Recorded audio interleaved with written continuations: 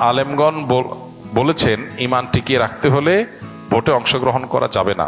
আবার কেউ বলছেন ইসলাম ক্ষমতায় আনতে ভোট দিতে হবে। আমরা সাধারণ পাবলিক কোন দিকে যাব?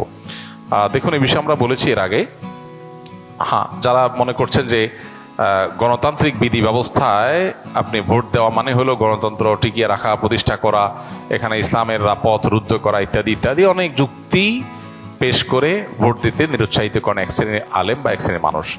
আমি বলেছি যে পৃথিবীর সংখ্যাগরিষ্ঠ ওলামা একরাম, সেটা আরব বলেন অনারব বলেন, তারা কিন্তু যেই সমাজ, গণতান্ত্রিক সমাজ বা যে দেশে গণতন্ত্র প্রতিষ্ঠিত আছে, প্রচলিত আছে, সেখানে তুলনামূলক ভালো মানুষ যে দিন, ইসলাম, মুসলিম উম্মাহ এবং দেশের কল্যাণে আসবে, সেই ব্যক্তিকে নির্বাচিত করবার জন্য ভোট দেওয়ার পরামর্শ দেন। এবং শেখ মোহাম্মদ সালেহ আল উসাইমিন রাহিমাহুল্লাহ, সৌদি আরবের, তিনি কিন্তু এই ব্যাপারে বিশেষ গুরুত্ব আরোপ করেছেন। অতএব আমিও মনে করি তাই, যে যেখানে ভোট দেওয়ার মাধ্যমে আমি অন্তত মন্দ ঠেকানোর এবং তুলনামূলক ভালোকে এগিয়ে নেওয়ার চেষ্টা করতে পারবো, সেই সুযোগটা আমার নেওয়া উচিত।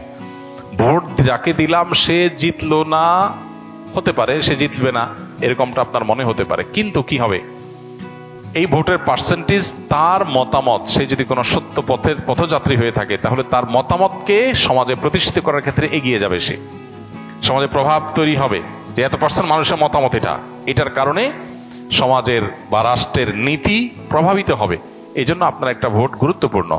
আমি মনে করি যে ভোট দেওয়ার চেষ্টা করা উচিত যদি সুযোগ থাকে।